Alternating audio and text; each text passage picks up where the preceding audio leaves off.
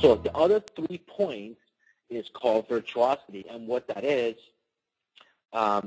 doing the ordinary things in an extraordinary way. And if you could do that, then they will give you a perfect 10. So basically what that means is not so much you have to do more in a technical sense, but you have to just show up more and put a little bit of more of yourself into it. So that's what we call using virtuosity. Number 4 is ask questions, which obviously at the end of the seminar, or we could do that live, or you could do that through email or my cell phone or whatever is the best. Number 5 would be listening, or your body posture, and and we get into the listening types a little bit later.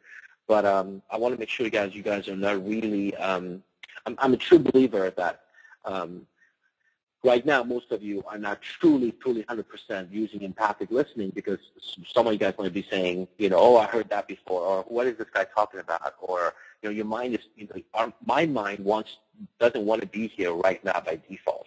So I have to constantly make it to be in one place. So I request of you to check in as much as you can and try to listen by your body posture, and at the same time the listening types that we're going to go over in a few minutes. Number 6 is a big one for me, and that's don't make me an offender for a word. And basically what that means is that in the middle of my talk, if I talk about it and I go, yeah, all those Canadians, man, they always do that. So don't stick to the one word that I said, Canadians, and shut me down for the entire class just because I said one word. You know what I mean? Don't make me an offender for one word. I've done that where I talk and I go, yeah, whatever, women do this or whatever, and all the women in the seminar would make me an offender and shut me down because of that one word. So my request is for you to be bigger than yourself, and try not to make me an offender for a word, and try to listen to the kind of the whole thing. Number 7 will be, I want you guys, part of my ground rules is, I want you guys to send me your feedback about what you learned today. And there's my email. You can see on the screen is my last name at gmail.com. You can call my cell. Then to literally give me feedback. This is going to do a couple things for you. One, and for me, it will kind of sharpens my saw about how I'm doing. At the same time, gives you a chance to verbally go back to see what it is that you learned. Number 8 will be, these are my opinions. I mean, these are not the truth. These are not the absolute. These are my basic opinions. That doesn't mean it's right, it's the ultimate. It just means that's what it is. The process of creating your systems in your school. I have a couple of recommendations for that. One, I do have a written manual that, if you like, I can actually, if you send me an email, if you send me your feedback, I will give you this PDF file that kind of walks you through this creating systems. And but in order for you to do that, you need a good 3 to 4 hours for yourself, kind of putting your head together. One of the things I always ask is try not to do this process of creating systems in your school, at your school. I know it sounds weird, but your school is your palace, and that's where you get to be right about everything. And in order for you to better be a student, you need to be outside of your school. So I recommend you do this process of learning. Put yourself in a mode outside of teaching. Try to be out there, put yourself in the mindset of a student. Because this process is not about being right? And you don't want to protect what you know. You want to make sure you open your mind to listen to some of the stuff that we're going to be, talking about. And remember what it's like to learn when you started martial arts. You were a student, you trusted the teacher, and you did what they do, and they told you to do, and you followed. And that's basically my request is for most of you guys. Anyway, so those are my ground rules. Hopefully that's okay with everybody. So we're going to talk about systems now. So before we start actually creating systems, I want to make sure everybody has a definition of the word experience. Like, what is it that we try to make an experience, with our students, with our people, with our clients, with our vendors, everybody? So I'm going to tell you a little bit of the story about a hairdresser. My wife is a hairdresser, actually. And listen to the story, but at the same time, kind of put yourself in there and see what your experience is. Imagine, one of you come to California and you ask me, hey, Fariborz, I want to get my haircut, where should I go? And I go, hey, you know what, I know someone, go to Nina, she does a good job, and based on your trust in me and wanting a good haircut, so you go, okay, you go over there. Well, you show up at 3 o'clock and, you walk in the door and somebody actually recognizes you. They're like, oh, you must be, John. Nina's waiting for you. They'll walk you up to Nina and, introduce yourself. Say, hi, John, we're waiting for you, And so remember why you go there, is to get a haircut, right? So you go to get your haircut, and we don't know this beforehand, but she washes your hair first. Afterwards, somebody comes and offers you coffee, and you drink your coffee, and it's the best coffee you've ever had, and you feel really good about this. You sit on a chair, and Nina gives you the best haircut you've ever had. Afterwards, they offer you more coffee, and they say goodbye very pleasantly, and you leave. And kind of, what do? You call me and you go, Fariborz, that was the best, man. It was great. Thank you so much. So you make an appointment. You go back 2 weeks later. Well, 2 weeks later, they're kind of busy, right? You walk in, nobody recognizes you. You kind of walk into and say, hey, I'm John. I have a 2:30 with Nina today, and they're like, oh, okay, she's right there. So you walk over there. She says hello. She, she washes your hair.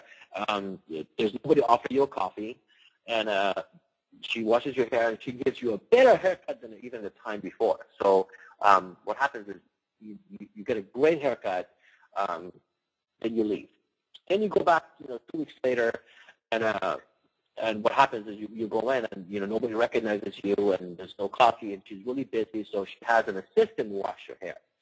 And washing hair was okay, wasn't the best, but whatever. You get to the chair for the haircut. She's really busy, but she gives you a really good haircut, even better than the other 2 times, right? And no coffee. And you leave. And the truth here is, somehow, somewhere in your head, in your mind, your heart, you decide never go back to her. And the truth is, you go there because you want to get a haircut. But what happened, the experience changed every time you were there. And you don't even know why you don't want to go back to her, even though you know the haircut was the best, right? So you got to kind of compare that to our martial arts schools and our first 90 days of the new students, and how we have to make this their experiences predictable, and kind of create an experience for every student, because they'll quit. And one of the ways you will know for sure is, I've seen many instructors walking down in a mall or something, they see a student, and the student is embarrassed to come up and say hello to you. And so I know why they're embarrassed, because they don't even know why they quit, right? And you don't even know why they quit, and they feel bad about it, and they even promise you, oh yeah, I'm going to come back and all stuff, but they know that they don't want an inconsistent experience, so they're not going to come back. So when we talk about experience today, the whole idea is to create systems in your school to create experiences for everybody you come across, and that's your students, your vendors, anybody you kind of deal with. So can you see that, or can you ask yourself and write down, what do you think the experience of people are when they go through your classes? In the first 90 to 100 days, or even more. What's your experience at your exams, at your intro? What experience do you want people to have, when you send out an email or whatever it is? So you want to kind of think about creating more experiences.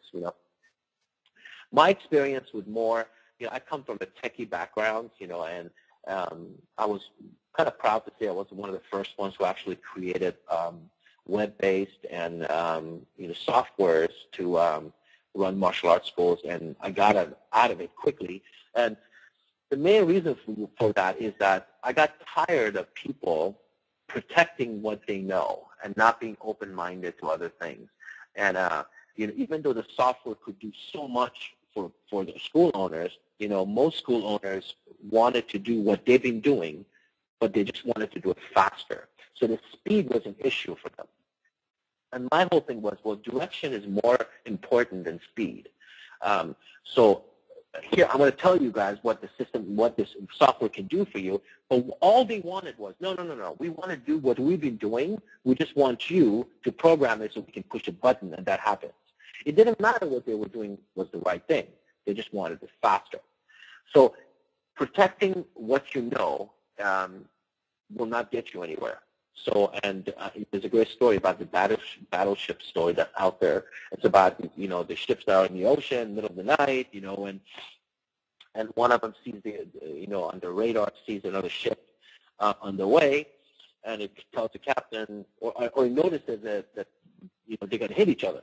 So gets on the radio, tells the other ship, hey, you know what, we're in the same course, you got to change course. The reply comes back, we're not moving. So the guy gets mad. He's like, wait a minute, I'm a private hole so-and-so from this battleship, and, I'm telling you, you got to change course. I wasn't going to hit each other. And the reply comes back, no, we're not moving.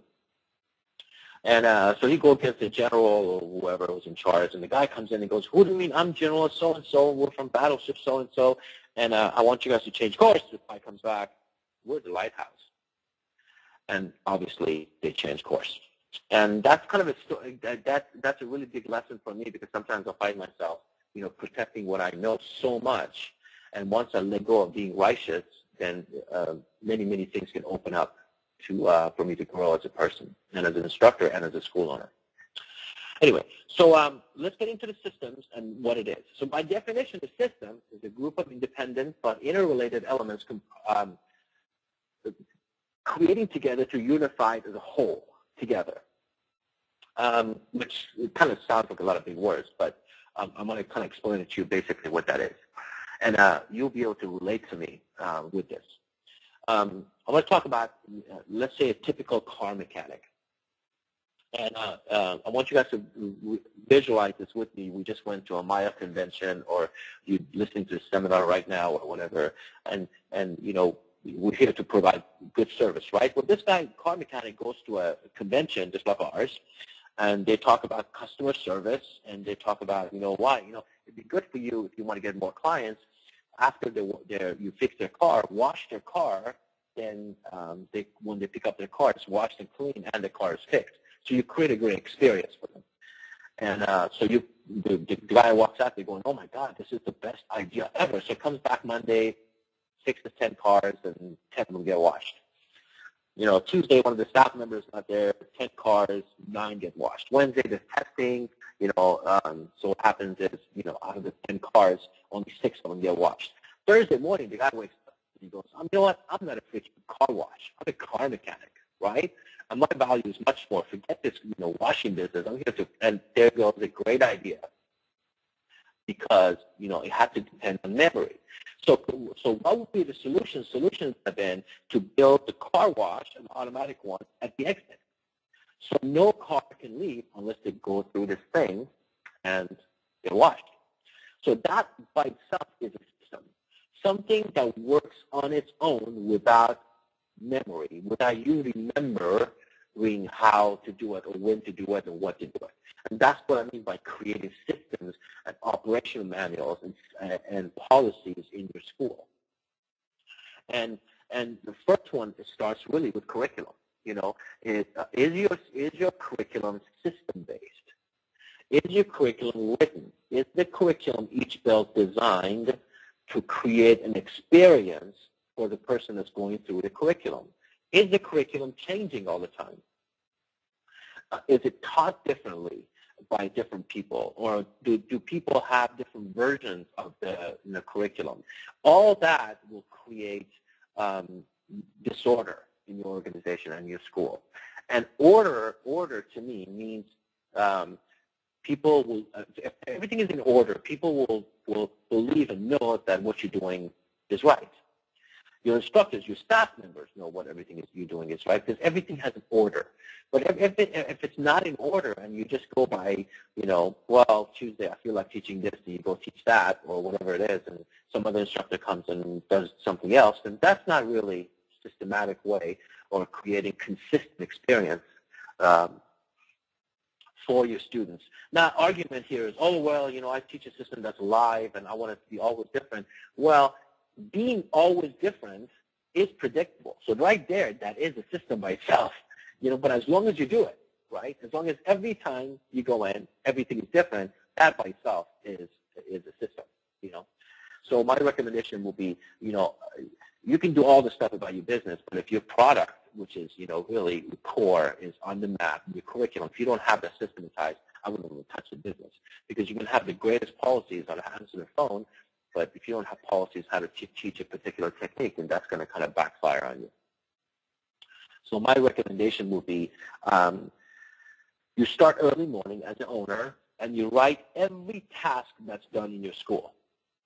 And, and you write it, and you make, procedures and standards, and walk in the door. How do you open? Well, you walk in the door, you turn the key, and, you walk in on your right side towards your right elbow. There's a switch. You turn it up. That means on. So you write it so a 16-year-old can do it on a second trial. And that's kind of a trick word, right? Because you want to make sure you don't make it too complicated. You want to make sure anybody can follow these moves step by step. And you write it that way. Then once you're done with that, you make pictures of it, and you make it a little manual. This is how I want the bathroom clean. This is my version of clean. You make sure everybody's enrolled in the idea that this is my version of clean. Now, your version of clean, our version of clean. And here's a picture of it. You can take it with your phone, and you make a little thing for it. You say, this is the standard. And once you're happy with that result, you're done with that job, you go to another job. Let it be cleaning the mats, or, whatever, teaching a basic number one, teaching a twist, teaching an armbar, or whatever it is. And you write these down. Then once you have them written out, then you put them in your organizational chart. And these will be the procedures to make this task happen. So that would be the thing that I would do. I would have, procedures for everything you do. Now, Covey said something. He says the more the trust in organization, the less systems are needed, because everybody kind of trusts each other. If you're running with two brothers, you kind of know what the other person's doing. Maybe that systems are not necessarily needed in that case. But if you want to grow, if there's a day both of you are not here, one of you is not here, then you want other people to be able to do the same thing. So I would highly recommend you do this kind of step-by-step creating procedures. The other one will be, creating systems for your team, for your staff, if you're on your own or if you have teams. So I'm going to give you a couple things that I hope you do. One of them is, truly, as a school owner, you need to be an example. And I've seen this many times where, and it's an old saying, what you say is so loud, what you are is so loud I can barely hear what you're saying, So make sure you're an example in different ways, if you'll, to give you a funny story, I can't have my car outside in the parking lot and mess and dirty parking in front of the school with a license plate that says, oh, this is my car, and all that stuff, and because every student's going to walk by and know that's my car, right? I mean, I know this is the stupidest thing, but you want to think about, you just need to be an example all the way around. Second one will be do first and ask, which means never have your staff do something you wouldn't do yourself, right? You've done it before, you know how to do this, you made the procedure. Have clear expectations that people don't have their own version of anything. So when you say clean, everybody should know what that means and what's expected of them. When you tell them to do a task, make sure you go back and forth. You have win-win agreements that they know exactly what's expected of them. Don't assume. Train and retrain your staff. Staff development is all the time. You're constantly training them by being an example, by talking to them, by spot checking on the mat, off the mat. You're always training. And the other one would be listen, listen, and listen. As you know, there's different types of listening skills. There is, one of the most popular one is ignoring, and some of you might be doing that right now to me. Basically, you're going through the motions, but you ignore it.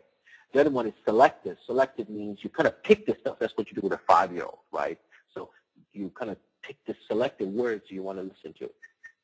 The other one is reading your own home movies, where somebody comes and says, oh, yeah, I'm having a hard time with my wife, and you're like, oh, my God, I do this. My wife does the exact same thing, and you kind of read your own home movies to them. The other one, the listening skills, is probing. Probing means you play a junior psychologist. Basically, you try to get it out of them by asking them questions. Tell me really what's wrong. Tell me more. You know what I mean? But all those ways are great, but it's not the best way for listening. And I think the most powerful way of listening would be what's called empathic listening. And empathic listening means, try to listen without having any intentions to reply. Truly, truly just listen to the other person. And don't think about, what you're going to do about it. I never forget one of my staff members, Aaron, one day came in, it was in early afternoon, and she was upset. She just walked upstairs and said, "Hey, how you doing, Aaron?" She's like, I had a flat tire outside the studio. And she was just really, out of it. So the man that I am, the fixer that I am, I jumped up. I'm like, "Oh, no, don't even worry about it. I called AAA. I took the whole thing, got out there myself, and, everybody changed the tires and the whole thing, and everybody was great, And so I felt like a hero. And I require my staff at the end of the night, everybody to send me a Kaizen report. And Kaizen report is something that they talk about their experience that day, good or bad, and they'll let me know in writing every night.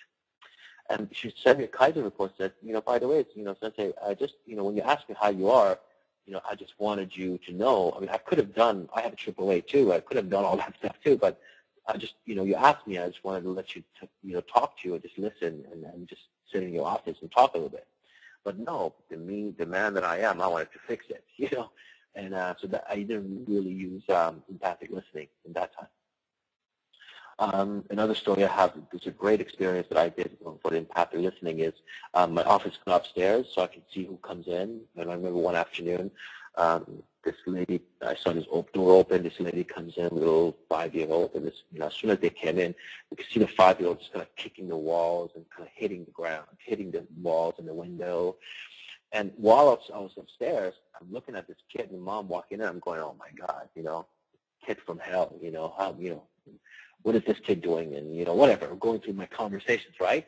And I have this thing all figured out. I walk down the stairs and I go, may I help you? And she turned around to me, she said, do you teach blind kids? And I remember, as a matter of fact, I feel like kind of bad right now.